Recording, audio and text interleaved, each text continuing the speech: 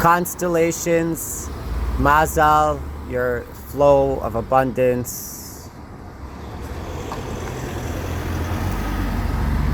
There's 12 Zodiac constellations, one for every month of the lunar calendar, and that's maybe the secret. But every system has a Zodiac constellation system. I'm saying they have their own way of calculating, and they have their own way of calculating. Every system has a way of calculating the constellation zodiacs.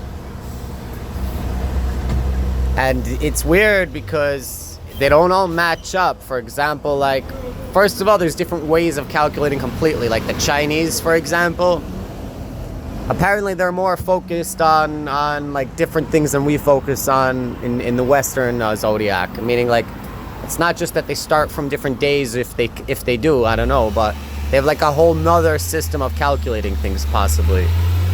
But even just comparing, let's say, Western zodiac's constellation system with the Jewish, Hebrew, biblical one thing that stands out to me right away is that there's no like normal time that the constellations start in the Western system. Meaning, it's not like, I'm saying, like, apparently Leo, let's take Leo. Leo starts like around July 22nd. Like every year it's around that time, either on July 22nd or around then, and goes to like August, whatever, maybe 23rd, 22nd, I don't know.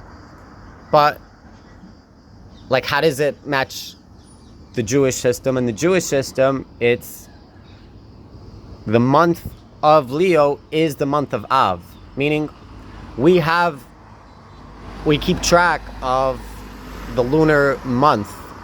Every 29 and a half days, the moon does a full cycle from absolutely no light, and right after that you have the first sliver of light, which starts the new month, right? Meaning the moon at the end of every month goes completely dark, and then she gets her lit up again, starting from the smallest sliver, and that's the new month.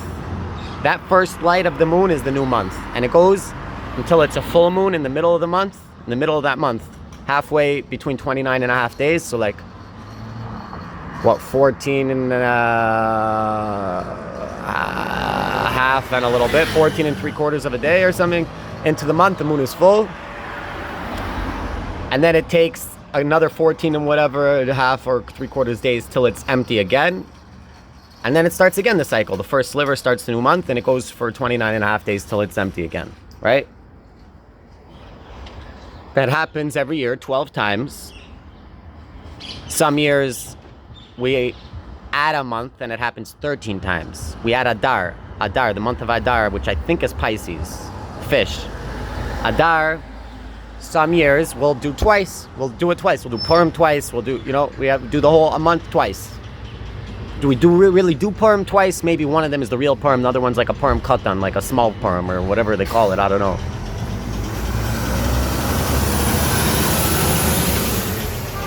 But we do a whole month twice in certain years. I don't know how many times, like 5 times every 19 years, or I don't know the calculation. 7 times every 19 years, I don't know exactly how often. But every 2-3 years or every few years, I don't know, we have a leap year.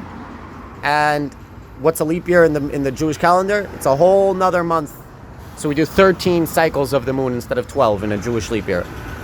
Why?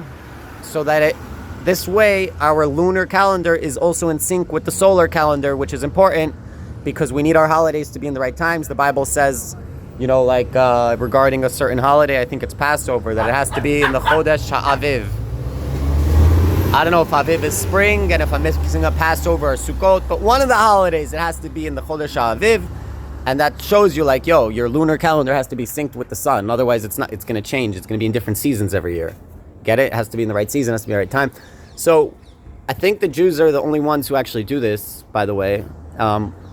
We have a calendar system which the moon and the sun are actually in sync with each other. And we have our calendar is always in sync, So we have 12 cycles of the moon, which make up a year. Sometimes we'll add one will make a 13th from one of them, from Adar. It's always the same month, Adar, but it's not every year. It's a certain amount of times every 19 years, I think, or every 7 years, or every 19. I don't know the calculations. I know that every 19 years, the calendars meet up. Every 19 years, your birthday on your Hebrew calendar, like the lunar calendar, and your solar calendar match up. So on your 19th birthday, like on my 19th birthday, August 11th was the 19th of Av, just like when I was born. When I was born that year, August 11th was the 19th of Av. So my 19th birthday was the same thing. And when I turn 38, it's going to be the same thing. Get it? Every 19 years, our lunar and solar calendar are exactly in sync. By the way, this is one of the secrets that we're not allowed to teach the nations. You're not allowed to teach Gentiles the secret of calculating the calendar. Which, by the way, it's like, really, it's 2025 and they still can't figure out the calendar. I'm saying, like, really? Like what's the secret? What do you mean you can't teach the nations? Like, meaning usually when you have a secret, it's not just that it's a secret because no one told you. When the Torah talks of secrets, it means things that cannot really be taught anyway. Not just that, like, you're not supposed to, but, like, you can't, it's not something you can teach. It's something that's, like, absorbed, understood. I don't know. Maybe it means literally you just can't teach it, and if you teach it, then they'll know. But I understood, what I understood was, like, a secret is something that you can't even tell someone, like, they won't even understand it. It's something that has to be, like, absorbed properly through what? I don't know. Years of meditation and trying to understand God. I don't know. But anyways, I'm just saying the secret of calculating the calendar, it's one of the things you're not allowed to teach people, apparently. But anyways, I don't know what that means, what exactly you can't teach and what that means. But it is a deep secret. That's what I'm trying to say. It's a deep secret of how we have our calendars in sync. But anyways, my point is about the constellations and the zodiacs, and it's a pretty simple system. You don't have to calculate dates and remember August 22nd. It's very simple. From the new moon until the next new moon, that's one constellation, and that's, so right now we're in the lunar month of Av. We call it Av, and that's the month of Leo.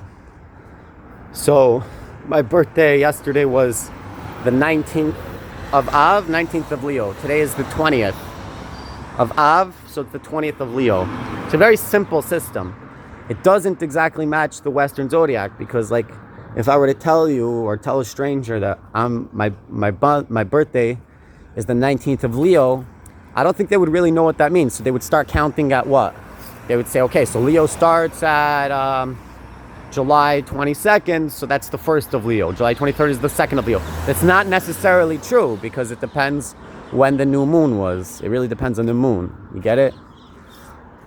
Now, how can there be different systems of calculating something that's real? Meaning, if the Leo energy starts at a certain time and ends at a certain time, how can there be different ways of figuring out what day it starts? It's a little weird, no?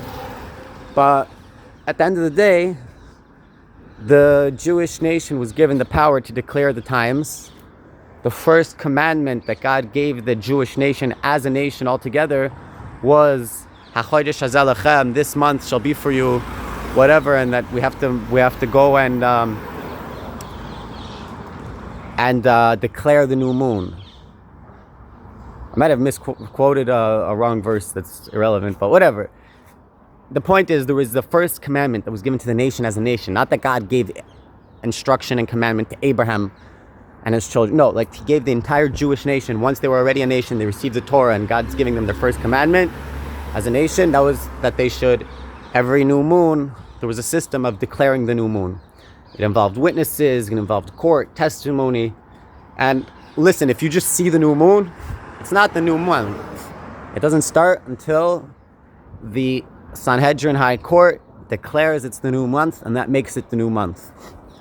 And if they didn't declare it, even if you saw the new moon, it's not the new month.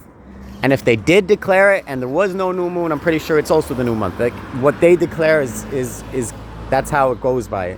God gave the power to the Sanhedrin, to the Jews. That's what God did. He gave the power of the signs, of the zodiacs and all this into the Jews. So when we declare it's the new month, it's the new month. It doesn't matter what the Chinese calculated or what Western zodiac professionals calculate. It depends on when the court declares it's the new month. It's been a very, very, very, very, very, very long time since we had a court that was declaring new months, taking testimony, and doing this whole process.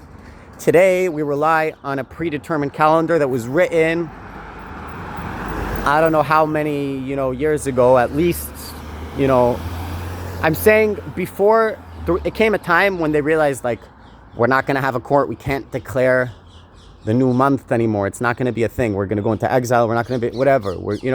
So before that happened and we lost track of the calendar because we wouldn't be able to declare it anymore, whoever was running the Jewish nation at that time, whoever was the sages at that time, I don't know which generation exactly it was, but they actually instituted the calendar we have today, meaning they wrote it down. They gave over the system that from now on, instead of it being that, you're going to come to court and we're going to declare it the new month, we're declaring it now for the future. This is when all the new months are going to be. They gave us the calendar. You get it? They said, this is when all your new months will be forever. Here's how to calculate it based on this, I guess, 19-year cycle and then once you have that system, you can calculate it forever. I'm saying they don't need to write down the date for the next trillion years or 1,000 years or however long you believe history is going to last. They don't actually have to do that. They just have to give you the system. Once you have the system, you can calculate it forever on your own, All right. Chavez. What is your lunar birth month? So you could calculate that on Google. You could type in any date. And like, for example, I'm born August 11th, 1998. So you could type into Google August 11th, 1998, Hebrew date. You just substitute that for your birth date with the year. And you should get the correct Hebrew date. I checked a couple, they were right. Google's good about that. Only one thing is you have to keep in mind is that after sunset, it's already the next day. So meaning if you're born on August 11th, 1998, but you were born at night after sunset, it's not going to be like if I Google August 11, 1998, Google's going to tell me it's Yud Tes Av. You have to keep in mind, if you were born after sunset on that day, it's already the next day. So it wouldn't be the 19th of Av, it would be the 20th of Av. Because on August, it doesn't matter which day, like right now it's whatever date it is.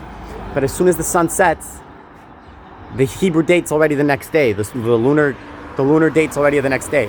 In the solar calendar, they don't do that. They calculate the next day at midnight, right? We don't do it at midnight. We do it actually at sunset. So you have to keep in mind, if you're born after sunset, you have to add a day to your Hebrew date. Sometimes Google does that for me, by the way. When I search what's the Hebrew date, it tells you the date, and then it says after sunset, it gives you the next date. But you have to be careful. It doesn't always show that. Grok or ChatGPT, I don't know if they're reliable at all for these type of things. I don't think so. But yeah, I'm curious, what's your Hebrew date? What's your Hebrew birthday? What month and what day? So I'm Leo 19. Chavez.